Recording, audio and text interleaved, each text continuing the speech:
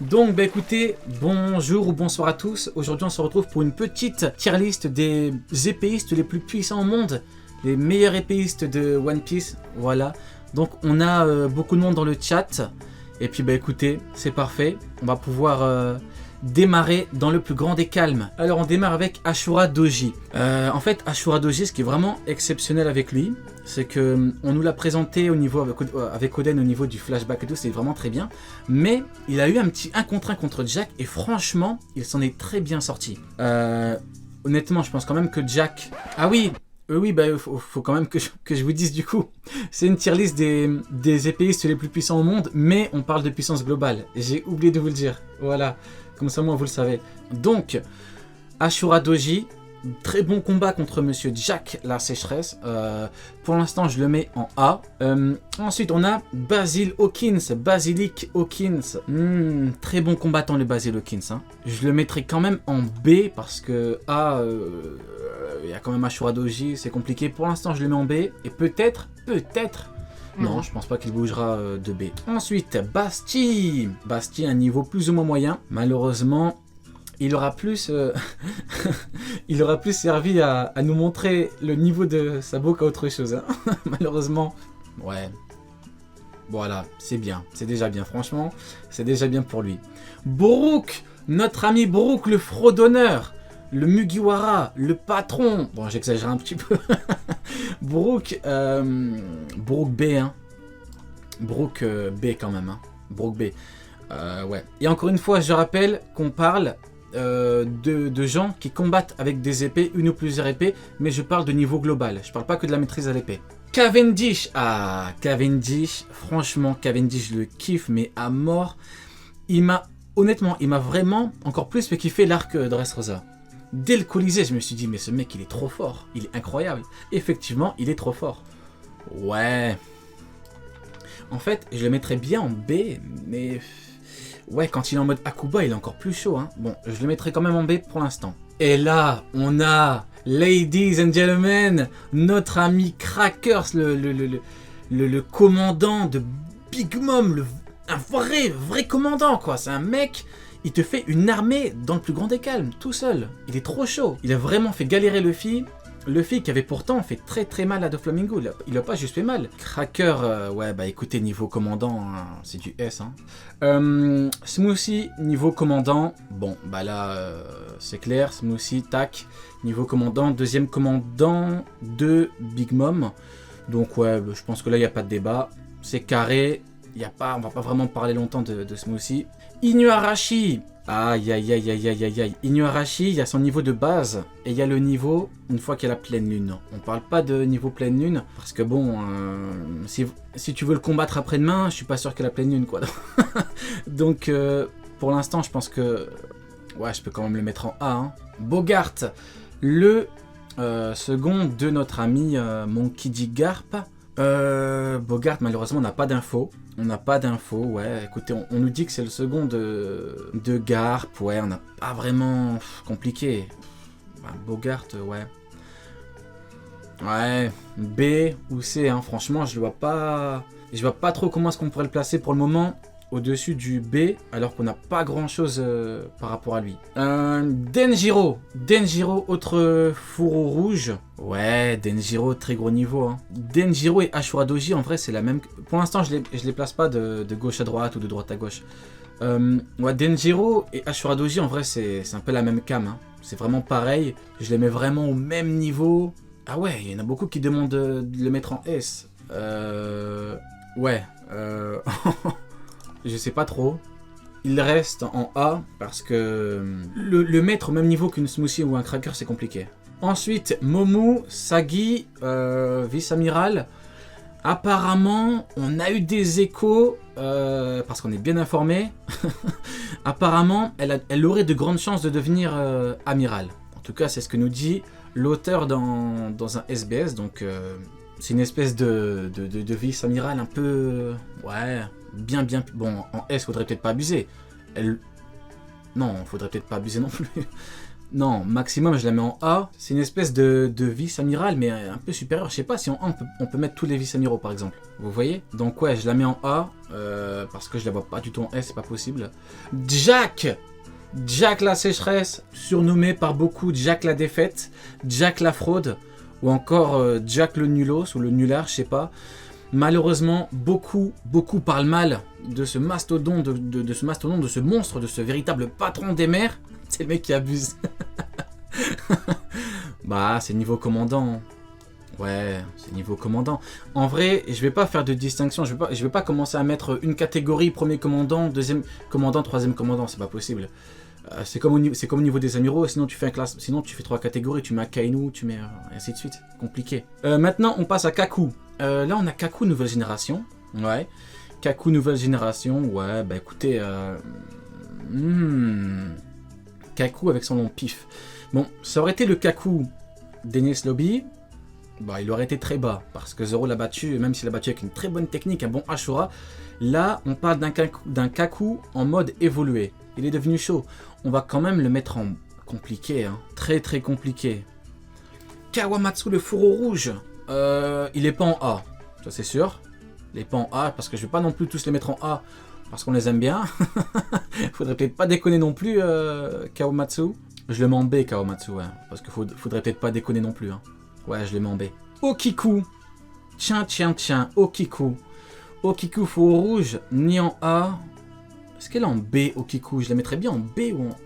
Non, je la mets en C. Okiku, elle est en C en vrai. Je crois que je vais dégager Basti. Ou alors je la mets en B. Misogynie. Mais non, pas du tout. Mais non. En fait, je la vois pas vraiment avoir le niveau d'un...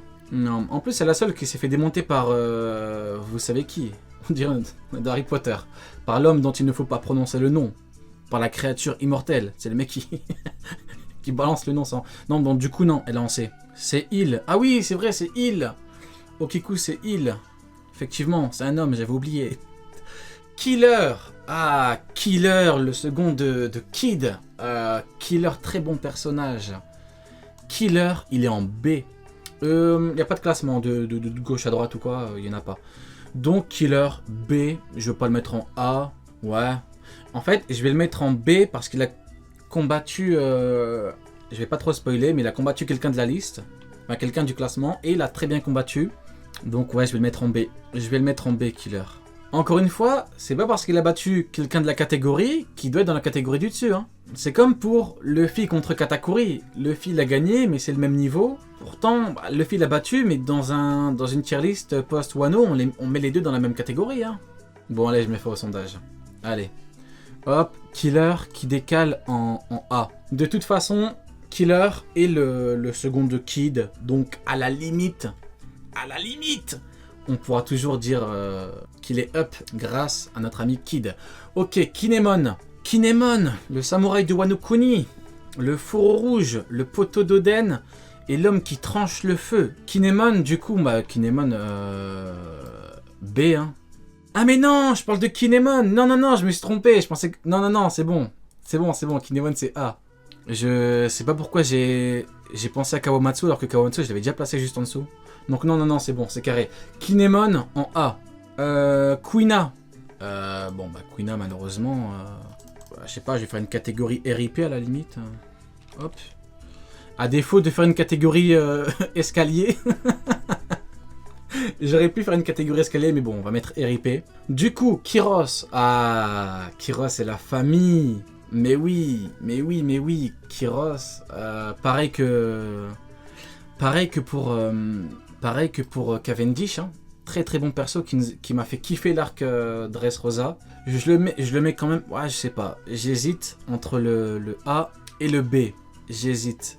Ah, mais non, en fait, j'ai fait un sondage. Mais le problème, c'est que si je le mets en B, je dois monter tous les persos en B, en fait. Fujitora. Alors, Fujitora, où est-ce qu'on le met? Notre ami Fujitora qui a bien marqué l'arc Dressrosa également. Ouais, bon...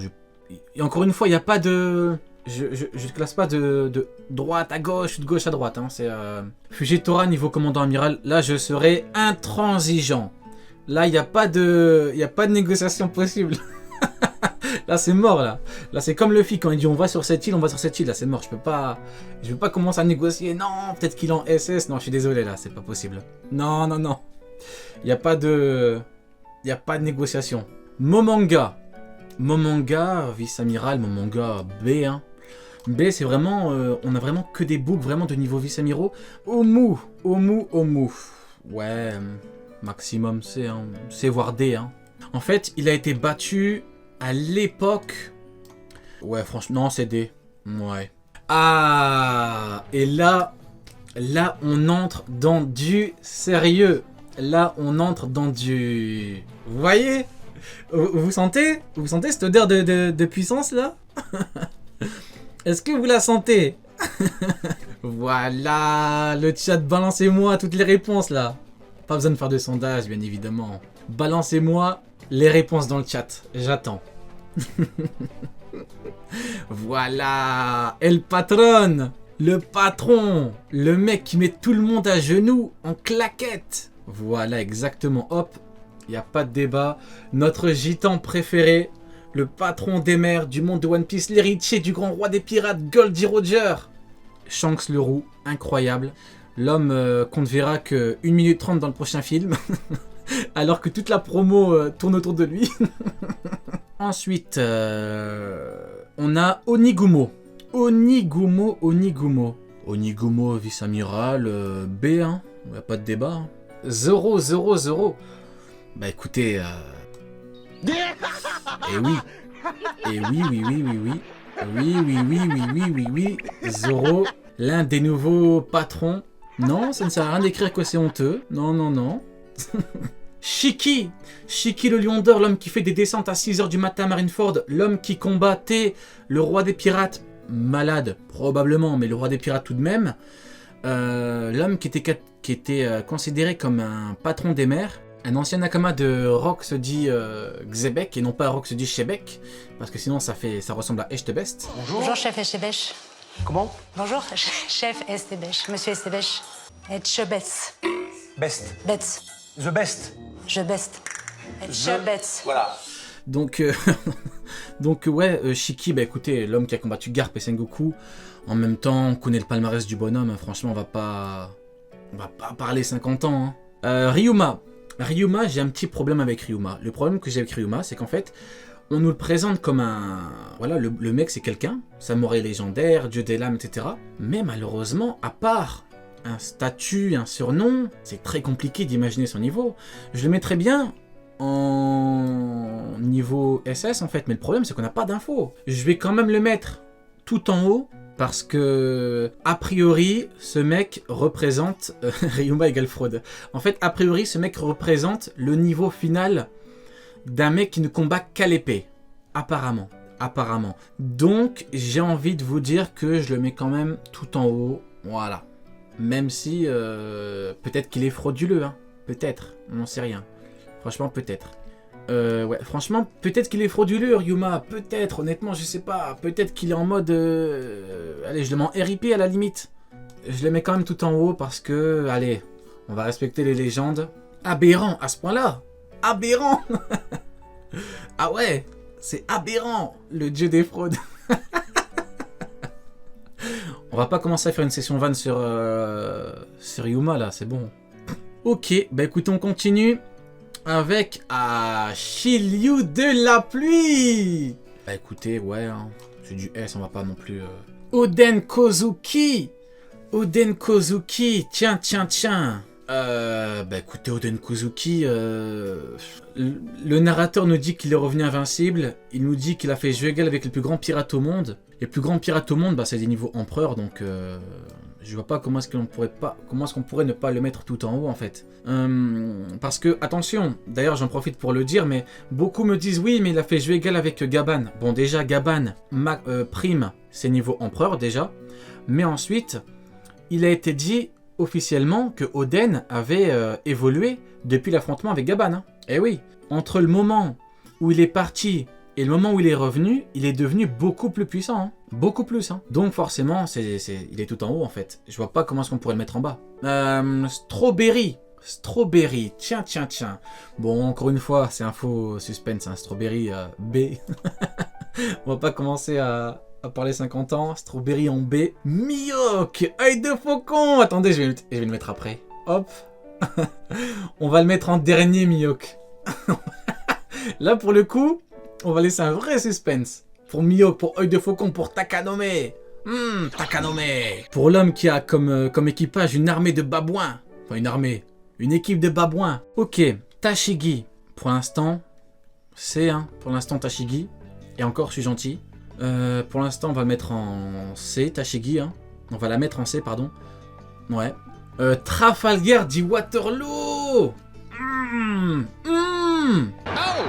Ok.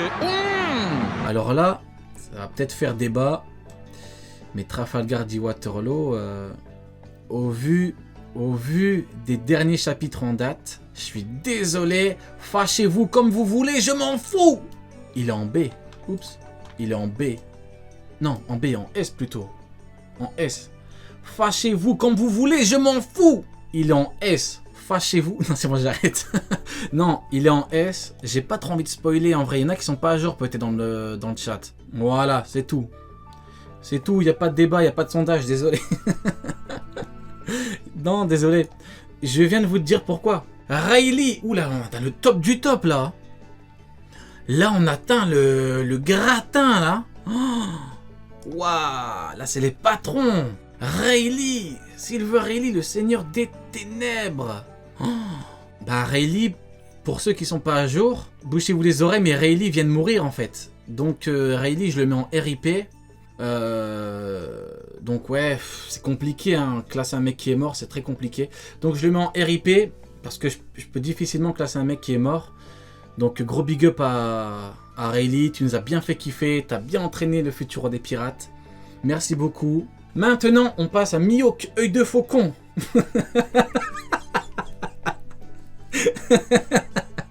Je rigole, ça va. Je plaisante, ça va, c'est bon. Du coup, on va le mettre juste après. Du coup, Mihawk, pour ceux qui sont pas à jour, Mihawk s'est fait soulever par la marine. La marine a envoyé Momonga et le vice-amiral Lacroix. Il s'est fait démonter. Pourtant, son armée de babouins, son armée de singes, l'a bien défendu, pour ceux qui ont lu les chapitres. Et là, il y a Mihawk qui arrive en mode les singes. Vous inquiétez pas, il a combattu à 2 contre 1, il a perdu. Donc, RIP.